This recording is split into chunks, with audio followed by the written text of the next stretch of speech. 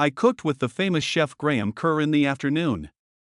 The 27 years he was the Galloping Gourmet made him famous, but since then, he's come up with a whole new way to cook.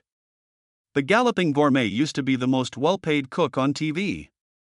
20 million people watched Graham Kerr's show. The 1970s were his best years. He made over $1 million a year. But there was a dark secret behind success. Here are a few of your books. This is the Graham Kerr cookbook by Galloping Gourmet. And when did this one happen? It was 68. The book came out in 1969. Behind the cameras, things were going badly in his life. His success ended in a terrible car accident. He lost everything. After 60 years of marriage, his wife died. He now plants by himself, gives his food away, and lives alone. People have forgotten about the man who used to run TV. Once Trina's needs came up, we put up a frame around it and told her, we shouldn't eat outside the frame because there's a risk. So let's make it the best picture we can within that frame. Graham Kerr was born on January 20, 1934, in Brondesbury, a rough area of North London that was still getting back on its feet after the Great Depression. There wasn't much in the stores, and the streets were quiet. Families learned to make do with what little food they had. The same beat could be heard in his house. The food was simple, measured, and never went to waste. The Major John Douglas Kerr and his wife were both Scottish Presbyterians, and they both worked in hotels. Graham heard pans clattering before he learned his alphabet. He saw how cooks used leftovers to make food. Early on, he learned that ingredients were more than just food. They were also a sign of duty.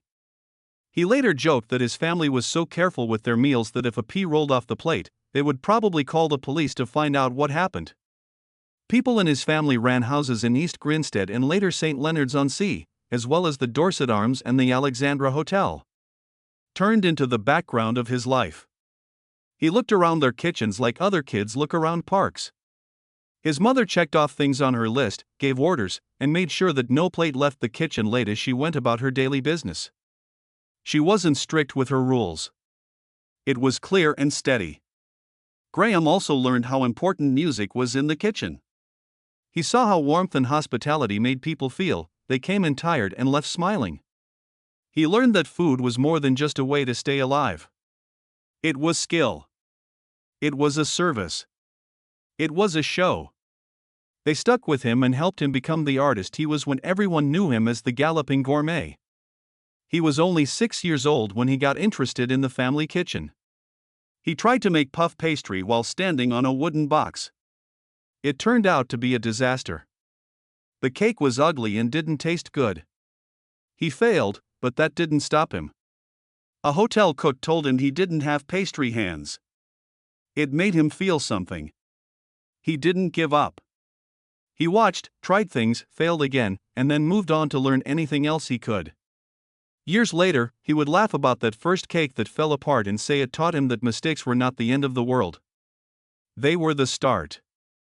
The effect of his mother on him grew stronger as he aged. She ran the kitchen at the Alexandra Hotel like a well-oiled machine, which he saw. There was a place for everything. Everyone played a part. There was never any lost time. As he watched her talk to staff in a steady voice and smile at guests, he learned how to do the same. One of his best qualities became his ability to be both strict and charming at the same time. She kept the kitchen organized and running smoothly, which helped him later on TV, where he talked about food and stories in a way that looked natural. The family name taught us something too. Kerr was said with a care sound, not a cur or a car sound. Graham was raised correcting others, and in a home where accuracy was valued, this little thing meant a lot. It made him think of his Scottish background, what he was raised with, and the clear rules his family followed. He went to Forest Rose Michael Hall School, which was more about art and less about schoolwork. It opened in 1923 as a Rudolf Steiner school, and the way it was taught encouraged students to think about things, try new things, and be themselves. Graham began to see food as more than just something to cook. He saw it as something to shape and imagine. Due to lack of supplies during the war, he had to try out easy recipes. Anything they could find, like bread and veggies. These simple meals taught us how to be creative. He met Trina Van Dorn in 1945, while he was still at Michael Hall. They became close when they were young, and that bond stayed with him for the rest of his life. He went on to real training after leaving Michael Hall.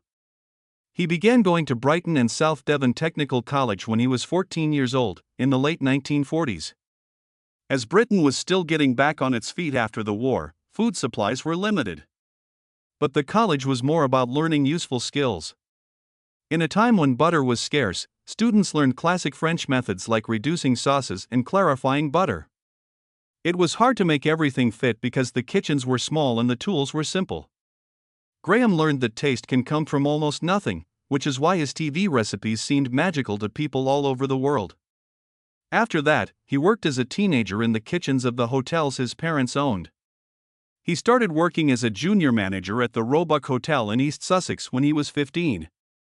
He learned how to use whatever was around to make roasts and puddings. He learned how to find comfort in lack during these years. By age 18, he had already taken on the spirit of a hotelier, which shaped him. Respect for the customer, hard work, and taking pride in your work. Things like these were calm and steady. Later, when he went on a TV set, they became the hidden structure that held his whole act together. He joined the British Army's Catering Corps when he was 18 years old, in 1952. Britain was still getting used to the war. Everyone remembered what rationing was like. And it was his job to feed tens of thousands of men with whatever came in. Foods in a can and milk powder. Veggies with roots. In 1954, while NATO was holding drills in Germany, he made a menu that cut waste by 35% and improved nutrition by 20%. Officers took notice of his work, and by 1957, he had helped make kitchens in 3 countries more efficient so that they could feed more than 10,000 soldiers every day. His food wasn't very fancy. Being able to stay alive turned into comfort. He learned that food, even easy food, can make a lot of people feel different. His time in the field forced him to think of new ways to do things. In 1953, in West Germany, he tried using sauerkraut, smoked sausages, and mushrooms, among other things, to spice up boring rations. He made hearty soups that soldiers loved. One of them was called Galloping Goulash. In 1955, when he was training troops in Cyprus during a time of unrest, he used herbs and spices that surprised the leaders and gave the troops a boost. He learned over these years that food was more than just power. It was about spirit. There was a link. It might make even the worst place feel a little more like home. Not every lesson was easy. He made stew for 200 trainees in 1954, but there was too much spice in it. In just a few hours, troops were waiting in line at the medical tent.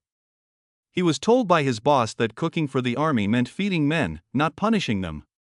It was tough, but it helped him learn how to keep his balance. He thought about it all the time. He learned how to talk to people while he was in the service. In 1953, he started holding cooking shows once a week for new trainees, which could have up to 100 people at a time. He made jokes, stirred, talked, and showed them how to make easy meals with almost nothing. More people showed up 70% more often in 6 months. He made people laugh, felt alive, and spoke with great voice in those mess halls long before TV cameras ever found him. He was in charge of big events like Royal Ascot by 1956. Making more than 10,000 meals for 5,000 people over the course of 3 days. It had to be perfect all the time. On-time deliveries, well-organized stations, and steady stress. Still, the event went well, and the people in charge praised him. He later said that if he could handle Ascot, he could cook on TV for millions of people. Bruce Kerr came to New Zealand in 1958. With a job that was a lot bigger than he thought it would be. His job with the Royal New Zealand Air Force was to change the way hundreds of service members ate every day. He was only in his mid-20s at the time. Most cooks still stuck to meat and potatoes like they were holy, following old British rules. As Kerr looked around the Pacific world he lived in, he chose not to play it safe. When he started putting taro, kumara, and coconut milk on military tables, the officers looked at their food like someone had brought in a different language. The food in the mess hall should taste like the islands nearby, not like the leftovers from a kingdom that was falling apart. Even though there was a lot of opposition, he didn't give up. He thought that New Zealand was becoming a new country, and that its food should reflect that. Kerr got married to Trina Van Dorn at St. Mildred's Church in Kent 3 years before, in 1955. She was an actress and a director, and she saw how great he was before anyone else did. It was clear that she knew more about the stage than he did. She shaped his career with a mix of vision and force that surprised everyone who thought she would stay out of the way. It was her help that he think about more than just laundry and cooking. She taught him how to use beauty instead of rank to command a room. They were married for almost 60 years. Just 5 days before their anniversary in 2015, Trina died. Kerr said it was like losing the other half of his artistic soul.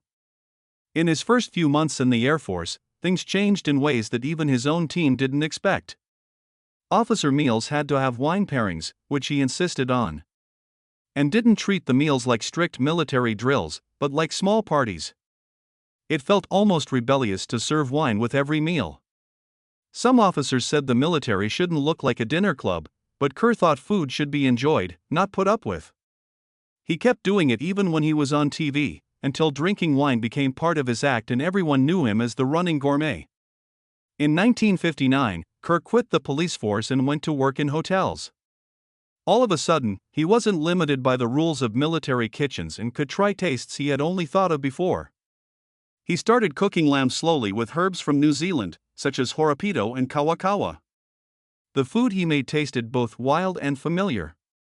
Hotels put his recipes in mags, and early TV shows asked him to cook live on air. It was time for New Zealand to find its own food style, and Kerr was right in the middle of that change. Later, he said that the country changed him in ways he never thought possible. He learned to be strict and careful in England, but New Zealand made him less strict. It taught him how to laugh in public, move around easily in the kitchen, and enjoy the people as much as the food. He came across as relaxed, cracked jokes, and got people involved in the show while it was being filmed.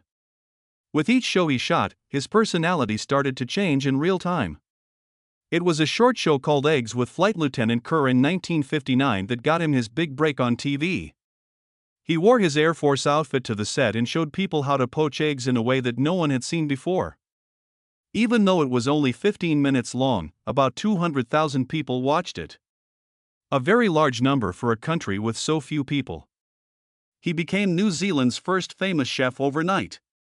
He wore the same uniform for 13 years of broadcasting, and it became part of his charm. People loved seeing him move in it, especially when he did his famous egg crack with one hand. He hit the shell too hard one time, and a piece fell into the dish. He didn't stop the show, instead, he ate it with a calm smile that made the point stand out. There was a lot of risk and surprise on live TV, but he did it with such ease that people trusted him. Soon after, Trina encouraged wine tastings because she knew they added both flavor and excitement. Censors didn't like this because they thought wine shouldn't be on family TV. Letters came from religious groups. A lot of complaints came in. More people watched every protest. Before a commercial break, Kerr would raise his glass, pause, and smile, making everyone wonder what he would do next. With each new season, his sense of humor got worse, and he started adding hidden meanings to his cooking directions. People in the room laughed and blushed at the same time when they heard words like beating the cream or stuffing the chicken. Ratings went up by about 30%, even though reviewers were not happy about it. Kerr said he felt bad about some of the jokes afterward, but they helped him keep the show fun. When he jumped over a chair during a recording in 1964, a director yelled that he looked like a galloping gourmet.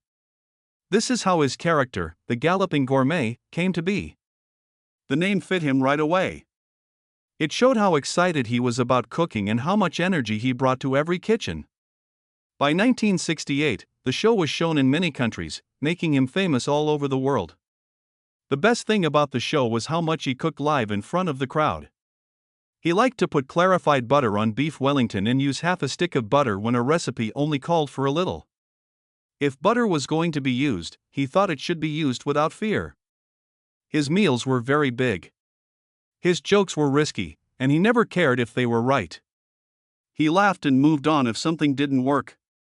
Drinking wine in the air was his most well-known practice.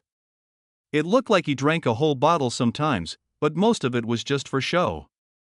New Zealand's right groups fought back hard, but their arguments only made him more popular. He was sure of himself, which made people trust the fun he brought to the cooking. Trina came up with the idea of jumping from a chair, and it became a signature move of his. He did it about 400 times over the course of the shows, and he always made it look easy, even though he was very busy behind the scenes. He shot about 39 episodes a year, and all the hard work and excitement wore him out. She moved the show along, and Kerr tried to keep up. About 50,000 copies of his first cookbook were sold in New Zealand alone. It was full of cream, butter, and booze. The risky recipes shocked people, but they also bought a lot of the book. Kerr wanted her readers to be free in their homes to have fun and try new things, not to be limited by rules or fears. In 1968, when his show came to the US, it was picked up by more than 200 stations. And up to 20 million people watch it every week. It was one of the most watched daytime shows in the country by early 1969. He had a great accent, was funny, and wasn't afraid to break the rules. Even though Apollo 9 took off on March 3, 1969, newspapers decided to report on a potholder fire on Kerr's show. That in itself shows how strong he had become. 2 Emmys were given to the show in 1970 and 1971. Episodes felt more like comedy sketches than cooking lessons because famous people like Phyllis Diller and Johnny Carson were in them as guests. He was memorable because he mixed food and fun, even though some people said he broke too many rules. After he was in a serious car crash in 1971, nurses asked him to sign autographs. Proof that everyone knew about his fame. Soon after, deals on goods followed. Book of recipes, cooking tools, and wine lines all sold very well.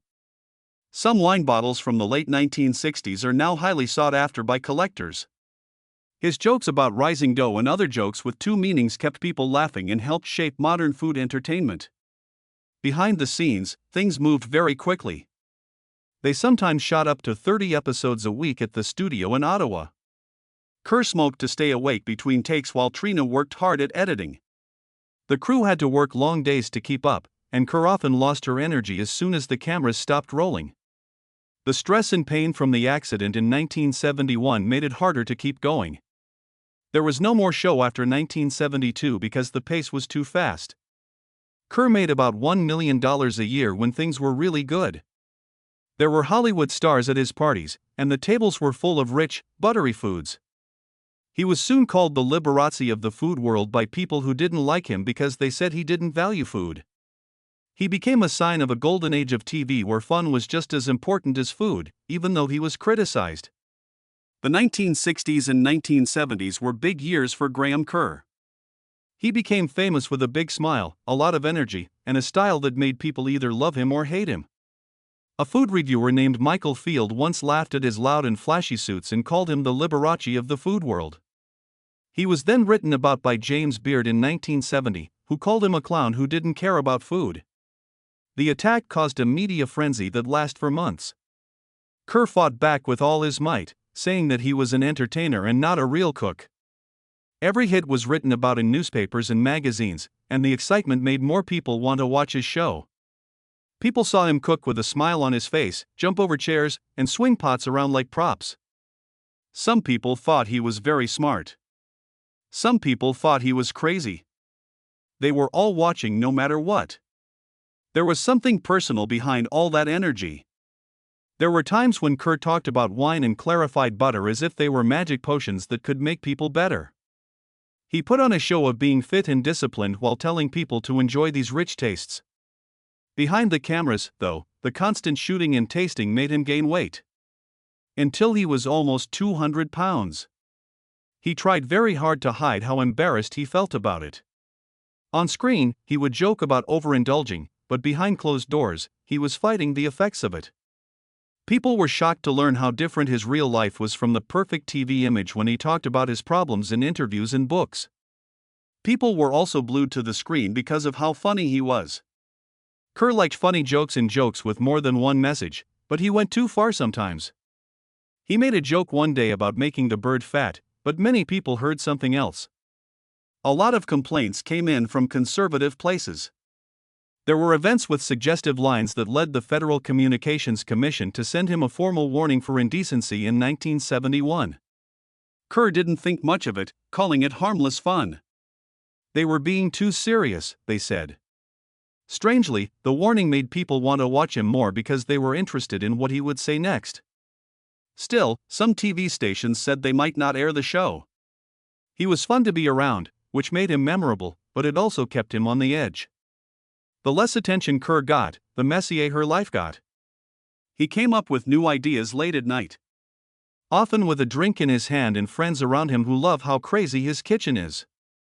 It was getting harder for him to stay married to Trina Kerr because he drank with friends late at night and his ego was growing. Trina was honest about fights, being alone, and how she felt that fame had eaten up the husband she used to know in an interview in 1975. After going through some rough times, they found their way back to each other anyway. Being honest showed the cost that success can come with behind closed doors. As Kerr's faith grew, new problems arose quickly. Around the middle of the 1970s, he began adding Bible verses to the end credits of his shows. He could no longer live without his faith. But some markets wouldn't show episodes with religious material. Syndication deals were called off. The contracts were sent back. And the bans cost him a lot of money. Kerr still wouldn't take down the lyrics. He thought he had already given up too many things that were important to him, and his values would not be one of them. It turned out to be one of the most controversial choices he's ever made in his career. On April 27, 1971, everything changed again. A fast vegetable truck crashed into Graham and Trina's Winnebago as they drove along California's Highway 101. Graham's back was thrown out of place in the crash, and his left side is now partly paralyzed. Trina had broken bones and damage inside her body. They were in the hospital for months. To help him get better, Graham wore a 1-pound band around his wrist. Trina said the show was over, even though 50 episodes were ready and millions of dollars were at stake. They lost their rights to the Racing Gourmet when they walked away, which cost them millions more in the years that followed. They still left, though. They changed a lot after getting help. The couple got back to full strength and then took their 3 kids and set sail on their boat, Trina. Graham was deeply moved by visiting places where people lived on almost nothing. He often said that the change in the soul that happened after healing was more important. The two of them became Christians again in 1975. He gave up his fancy food because he thought it was bad for his health. He promised not to drink, gave up the over-the-top style, and turned his attention to service and living a worthwhile life. Fans of him before were shocked by how much he had changed. And made new ways. He went back to Ottawa for a short time in 1974 and 1975 to record Best of the Galloping Gourmet. But because the pain was still too great, he could only use clips that had already been filmed. He was afraid that his job might be over. The producers begged them to stay, but Trina said that her family needed room. They quit 36 contracts and lost millions of dollars again. It was the quiet start of a new life and the end of the old one. In 1975, Kerr apologized in public, which shocked everyone. He promised not to use unhealthy ingredients and drinks in his old recipes anymore because they led to weight gain and bad habits. It was called Take Kerr and it was about lighter meals and Christian principles. It even had a hymn as its theme song. For his change, Weight Watchers International gave him a broken spoon as a memory of how far he had come from when he was high in fat. During the 1970s, his change affected how people talked about food and health. He never gave up on trying to cook better meals. Kerr pushed for change even more after Trina had a heart attack in 1986. By 1995, he had come up with his Minimax cooking method, which used fruit purees and other healthier ingredients instead of butter, up to 90% less. People loved his mushroom sauce, which he made with only 2 tablespoons of butter. More than 250,000 copies of his Minimax recipe were sold. As late as 1997, 75% of his watchers said their cholesterol had gone down after following his recipes for 3 months. His work was seen by millions of people and changed the way TV cooking was done. In the 1990s, he taught heart-healthy meals on PBS's Graham Kerr's Kitchen instead of his old way of fancy food. He won the James Beard Award for television programming in 1998. This is the same James Beard who made fun of him many years before. The show reached 3 million people every week in over 200 areas by the year 2000. More than half of the people who watched said that he made them change the way they eat. During his victory speech, Kerr joked that the person who had said he didn't care about food before was now giving him an award for turning American cooking into what it is today. In 2015, things changed again. Trina Kerr died on September 17, 2018, just a few days before their 60th wedding anniversary. She was 81 years old. Kerr went to live alone in Stanwood, Washington, after she died. The name of his house was Little Ark on the Hill. He took care of an acre of garden with more than 30 kinds of vegetables and gave 70% of the product to a nearby food bank. He walked 5 miles every morning to keep his body in good shape. His house was powered by the sun and water collected from the rain. Rather than watching TV, he chose to plant, walk, pray, and live a simple life. Kerr kept giving even when he was 90 years old. By 2025, when he was 91 years old, he co-hosted the podcast Tea at 3 with Faith Schmidt, a young environmental activist. Aside from veggie food, they also talked about carbon footprints and how people can share resources instead of throwing them away. More than 200,000 people downloaded his shows, which inspired people all over the world. He supported 2 kids in Uganda through Compassion International. This meant that he paid for their school fees, meals, and medical care. He was on the board of the Christian Culinary Academy and taught young chefs how to cook with kindness.